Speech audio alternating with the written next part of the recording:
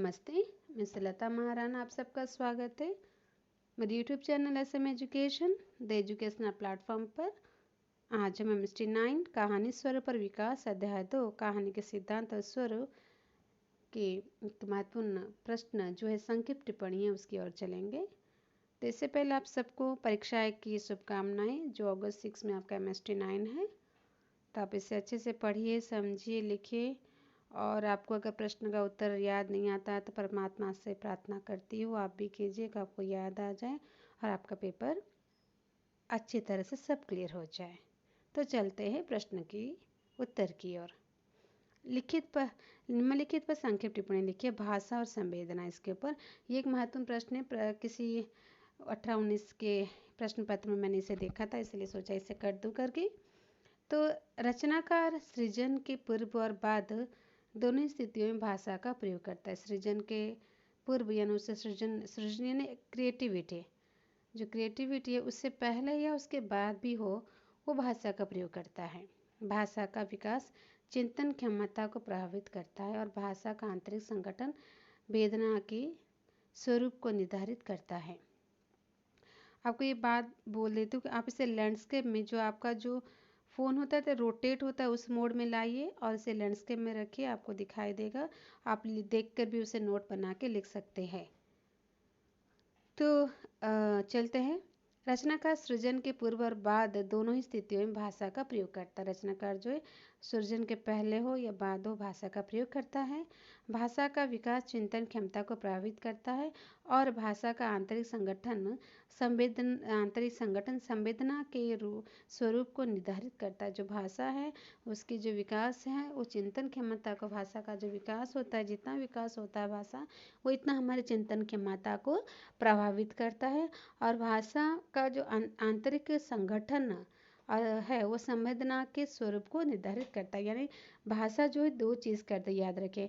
जो भाषा का जो विकास होता है वो हमारी चिंतन क्षमता को, लेखक की चिंतन क्षमता को या किसी की भी चिंतन क्षमता को प्रभावित करता है, भाषा का जो विकास होता है। और भाषा का जो आंतरिक संगठन होता है, आंतरिक संगठन है उसका कैसे उसे लिखा जाए, कैसे लिखवा जाए, वो आंतरिक संगठन जो होता है वो संवेदना के स्वरूप को निर्धारित करता है करता है। भाषा भी करता है। प्राचीन काल में यूनान के प्रसिद्ध दार्शनिक अरस्तु ने कहा है कि मनुष्य एक सामाजिक जंतु है। यानी प्राचीन काल का तो अरस्तु यानी एरिस्टोटल, अरस्तु ने कहा है कि मनुष्य एक सामाजिक जंतु है। वो समाज में रहता तो एक सामाजिक जंतु है, जंगल में रहते तो एक क्या होता है, जंगली पशु हो जाता है या जंतु हो जाता है।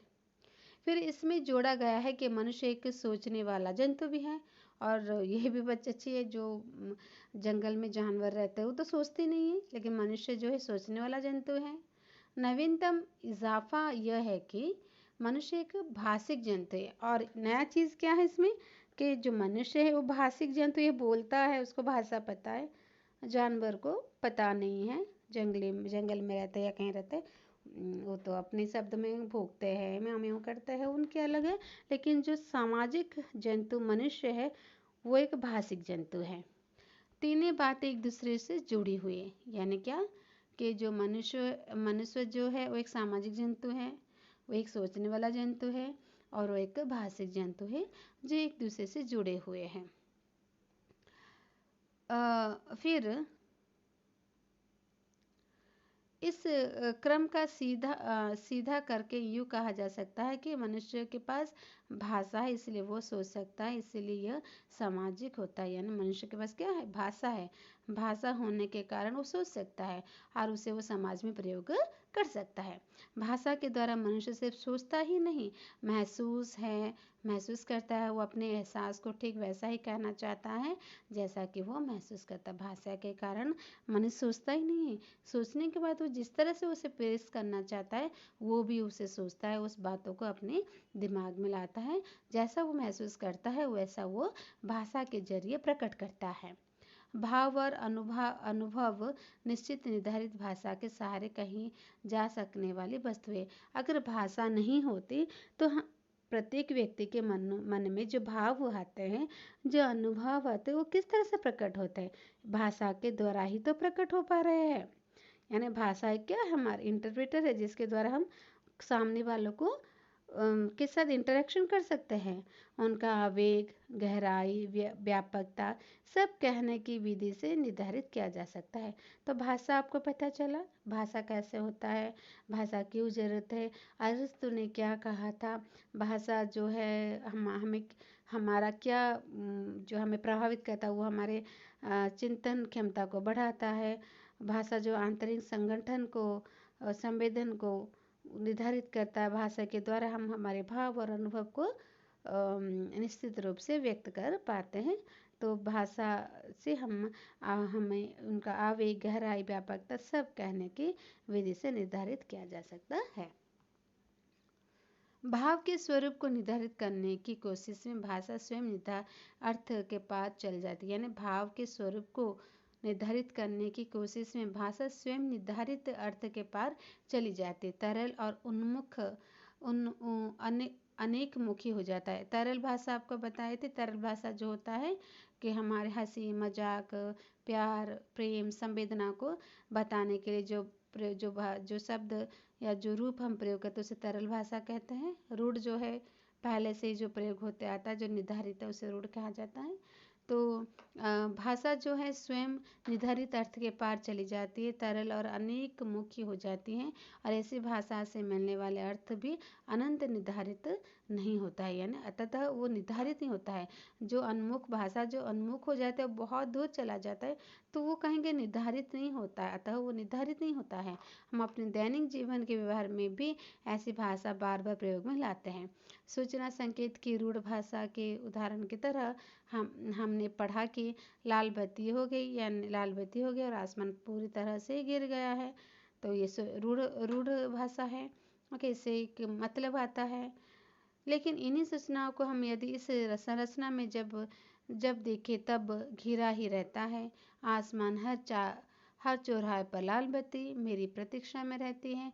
तो यहाँ घिरा हुआ आसमान बरसता के मौसम की और लाल बत्ती रुक जाने की सूचना देता है। तो यहाँ घिरा हुआ आसमान बरसात के मौसम की और लाल बत्ती रुक जाने की सूचना नहीं होंगे।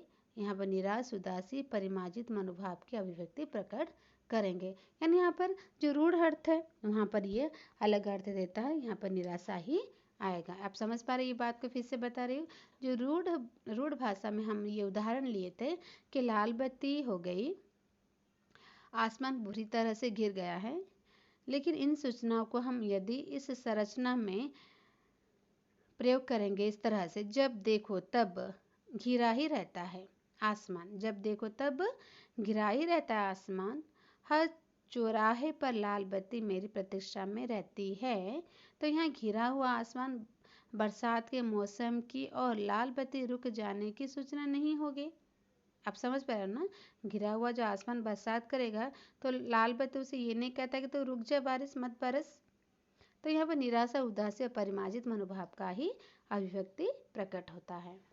कल्पना और निरीक्षण के योग से सूचना संकेत की भाषा भी भावात्मक व्यंजना की भाषा में परिवर्तित हो गई। यानी कल्पना या निरीक्षण के योग में सूचना संकेत की भाषा भी जो है भावात्मक व्यंजना की भाषा में परिवर्तित हो गई है।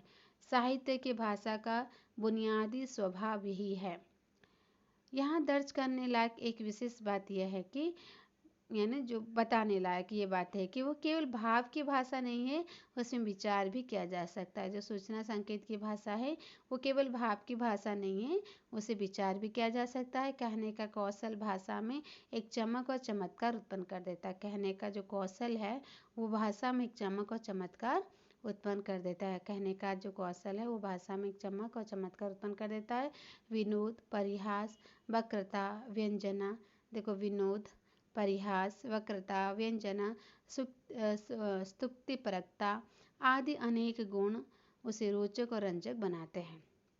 इस भाषा में जो कुछ लिखा जाता है जरूरी नहीं कि वो केवल कविता, कहानी, नाटक और उपन्यास जैसा कोई साहित्य के नाम से परिचित काव्य रूप हो। पिछले दिनों अंग्रेजी में प्रकाशित कुछ पुस्तकों का उदाहरण भी दिया जा सकता है।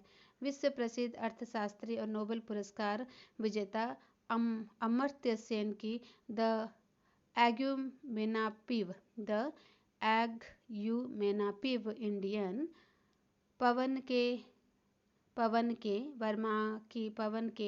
वर्मा की the great Indian middle class इत्यादि ऐसे ही है पुस्तक है जो शास्त्र और सिद्धांत से संबंधित है, लेकिन शास्त्र और सिद्धांत की भाषा में लिखित नहीं है। तो इस तरह से हमने देखा कि भाषा और संवेदना के लिए हमने देखा, जो संवेदना है वो जो है उसकी जो लिखने की ढंग अलग होती है, लेकिन कभी कभी क्या होता है कि पुस्तक जो है शास्त्र और सिद्धांत से जुड़ी होती है, लेकिन उस जैसे लिखा नहीं जाता है। तो ये था आपका भाषा और संवेदना। तो यहाँ पर ये प्रश्न का उत्तर समाप्त होता है। अब इसे पढ़िए, समझिए और इसे लैंडस्केप करके रोटेट करके आप इसे लिख सकते हैं। ये बहुत ही सुंदर अक्षर में दिखाई देते हैं, तो आप इसे नोट बना के भी पढ़िए। नमस्ते, धन्यवाद।